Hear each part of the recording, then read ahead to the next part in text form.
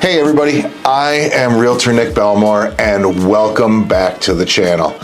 Today we're going to do something a little bit different and we're going to take a look at some of our best and maybe some of our worst comments. A couple of these comments may be a little bit spicy in here. A lot of really great questions though, great comments back, all that kind of stuff. And for anybody out there who has followed the channel, whether you're subscribed or not, and you do comment on the content, I appreciate it. No question about that. My number one goal is to be able to get great content out to you guys, stuff that's going to help you understand what's going on in our market here in West Michigan, stuff that's going to inform people on how to make the best decision for themselves and for the house that they're going to choose and their entire living situation. So no matter what, whether it is positive or negative, I always appreciate the comments out there. All right, without any further ado, let's go ahead and dive into some of the best comments on that West Michigan Life channel. Okay, we're gonna go ahead and we'll start out with a nice easy one. Got this comment from Edge Addiction, appreciate it. We're talking about the West Michigan's intense weather and you can check out that short right here. And of course, one of the things we talked about on there was the snow, 40 inches in a day. Hopefully you were prepared. Yeah, we were. You know, hey, here in West Michigan, we're definitely used to getting that higher level of snowfall. It's something that you can really look at and know that you're going to be dealing with it in the winter. As a matter of fact, as I'm putting this video together, we are receiving a snowstorm. Everyone's home from school. The whole entire place is kind of shut down from the ice, the cold, and the snow. So it's kind of timely seeing that one. Great way to start out. Definitely appreciate that. Okay, Chronic Skooma says on one of our videos here, and you can check it out right here, and it talks about home buyers being more reluctant and the NAR settlement and how it affects. Comment is, maybe stop being a pathetic con artist. Thoughts? Well, I do have a few thoughts on that. Number one, what makes an agent a pathetic con artist? I mean, honestly, at this stage, you have the choice to pay someone else's mortgage or your own. The market is what the market is. It's not agents that are out there dictating prices. It's homeowners. They actually are the ones who decide what the homes sell for. So one of the things that is important is making sure as a buyer you are educated, because if you've gone ahead and you're looking to make the most expensive purchase of your life, which most buyers are at that stage, you might want to get a little educated so you can't be conned out there, number one.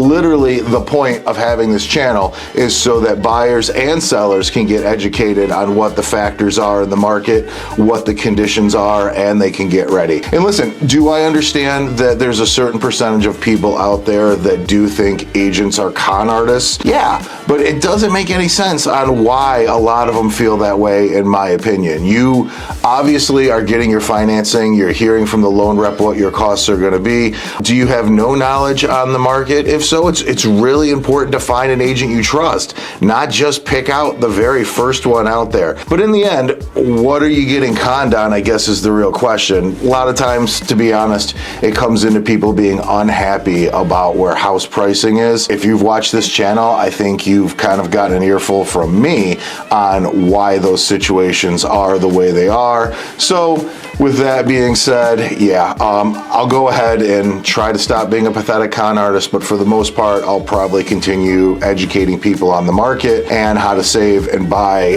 the best type of home that they can within their budget and within their choices. So appreciate that comment. Okay, the next short that we have in here, the housing market undersupply is a major issue. Check it out if you get a second right here. And Daniel Lonzo says the Realtor motto is supply issue. Not enough housing available, but 14 million homes sit empty. Wait, what?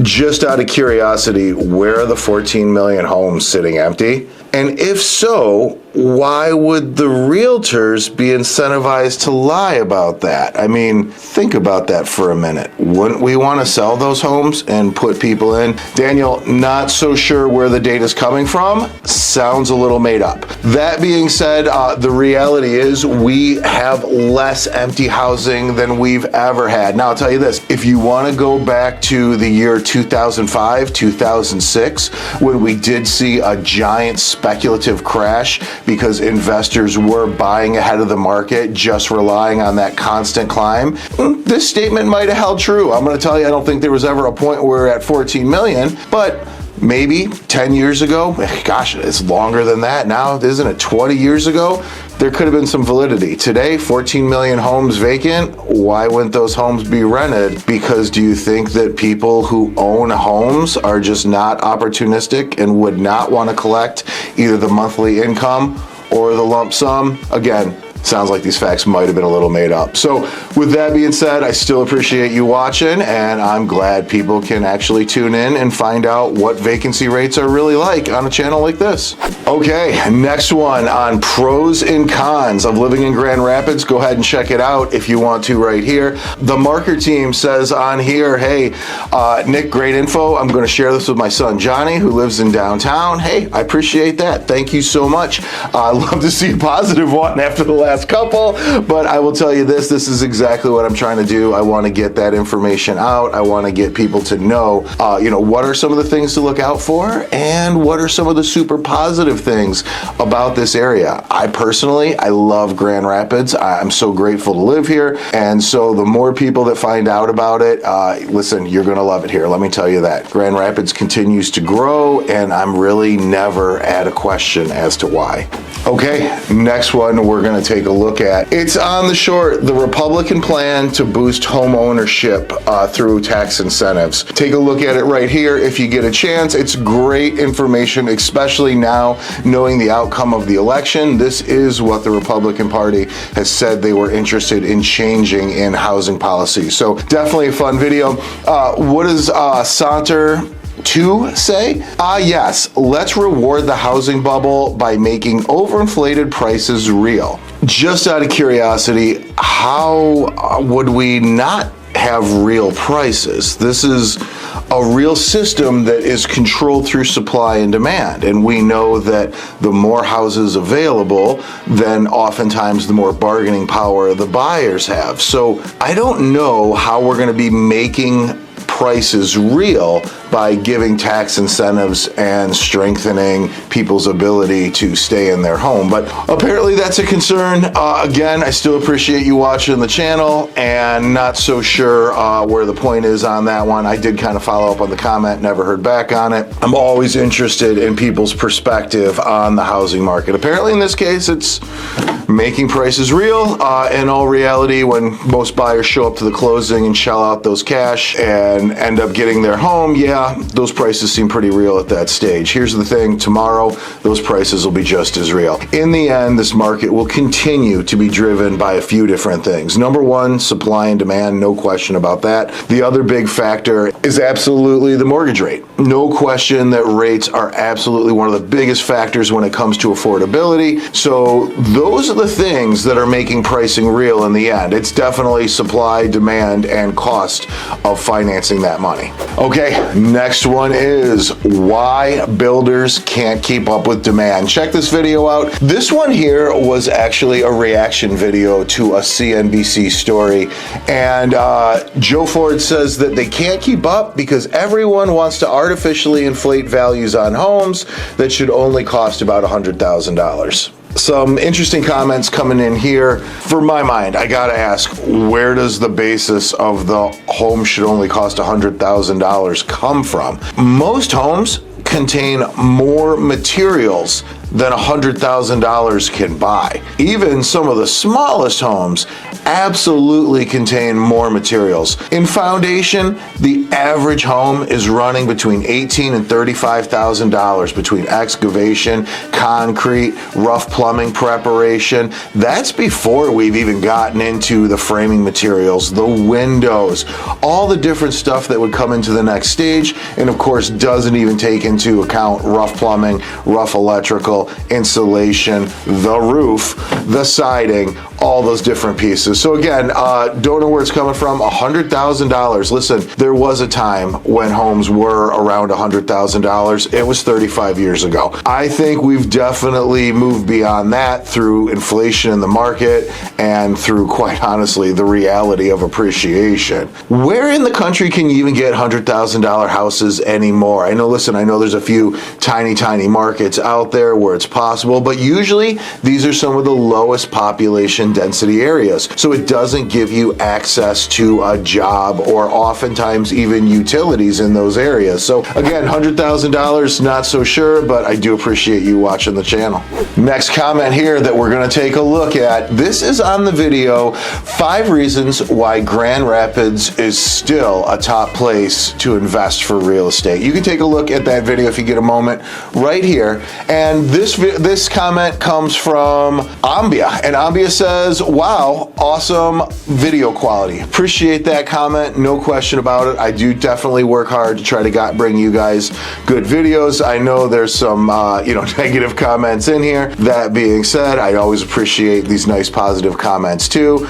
Keep watching because I'm going to bring better and better video quality as we go forward into next year, and I really appreciate that support. Okay, next one here is a short, and it is why most Americans under 35 don't own a home. Check it out here if you get a moment.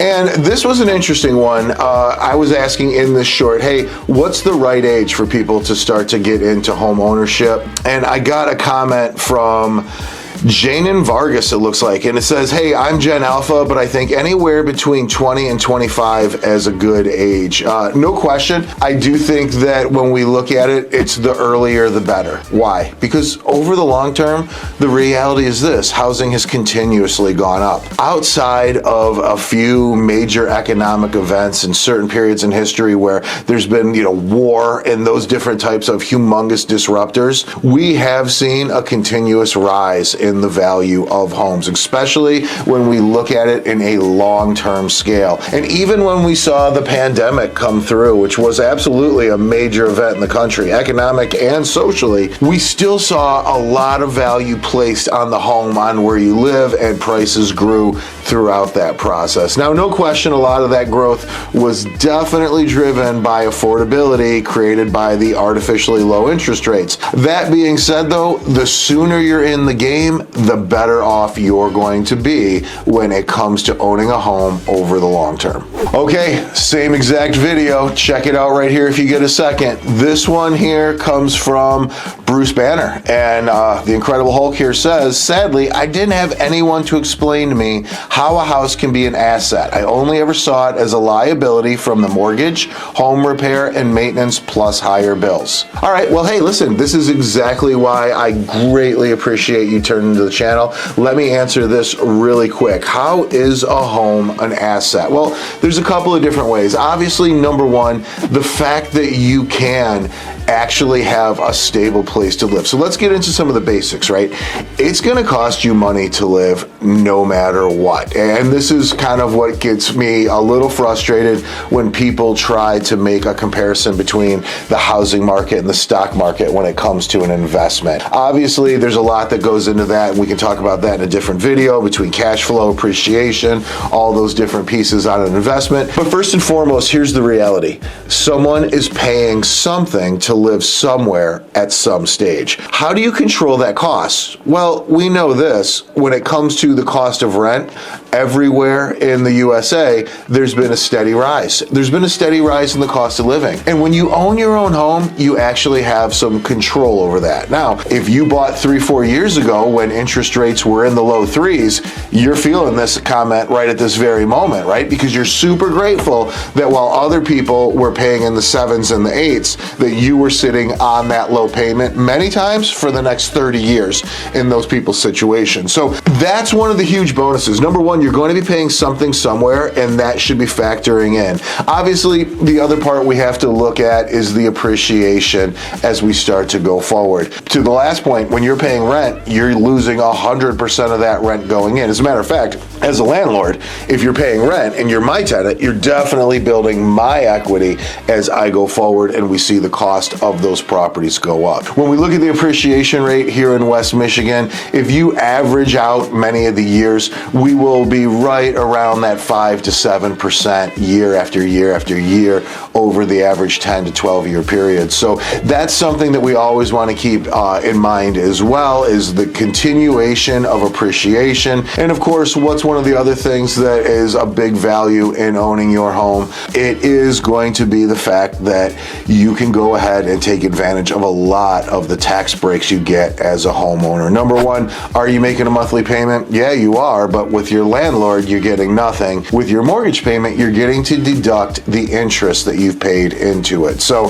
definitely a big piece there. How is it an asset? Well, number one, you own it. And at some stage, yes, you are going to pay it off. And as your equity grows, you could also borrow against that equity if you had that need. Obviously, what's the other thing you could do? You could liquidate that asset. But when you do, you're also now going to take on an additional cost of living on a monthly basis. Obviously, if it's rent, it's probably going to be way higher versus that home you maybe bought 10 to 12 years ago in your monthly cost. So no question, you're definitely better off with home ownership. It's incentivized through the tax breaks with the government. And again, we're making more people, but we're definitely not keeping up with that demand in building homes, which tells us that what? Homes are definitely going to get more expensive in the future. So definitely take a look, and the quicker that you can have an asset of your own. And again, here's another thing that I just want to bring up on why does it make sense investment wise. If you're looking at an FHA mortgage and you put 3.5% down on a $300,000 home, you're now in a position where you're gaining, and let's just use an average number, that 5 to 6% in appreciation, you're getting 5 to 6% of what that home's total is, not the down payment you put into it. So with your 3.5% and your closing costs, yeah, you may have put at that stage $20,000, $25,000 out, but you're appreciating on the $300,000 that you borrowed from the bank, or $275,000, let's just say in this example. So at that stage, no doubt that you are really getting a huge benefit from the money that you borrowed versus having to save that entire $300,000 to get 5 to 7% return in an investment that might be a mutual fund, stock, something along those lines. A couple of reasons right there why it's an asset, why it's a great investment, why it makes sense to own versus to continue to rent if that's your situation. If you're living at home in mom's basement, yeah, there could be some value there because you're saving monthly, but in the end, you could absolutely be missing out on big appreciation as the market continues to expand. And what we do see is the market is cyclical. So we see times where the market continues to rise and fall, rise and fall. As we start to look at that, obviously timing can play a factor, but there's probably no point of timing that is going to be better versus you paying the landlord month after month after month in those situations. Of course, obviously the other big advantage, you get to make it your own, right? You get to paint it the colors you want, you get to do the changes you want, you get to do the updates, you get to really make it yours. And for a lot of people, home ownership is absolutely a sense of pride. They love it. I feel the same about my house. So again, I want to thank you for watching. That's exactly, in my eyes, why it's an asset. And for the rest of you guys, thank you also so much. I appreciate the support that you guys have shown the channel. If you got some value out of this channel so far, please go ahead, hit that subscribe button, hit the like button for this video so more people can see it, and I will catch you on the next video.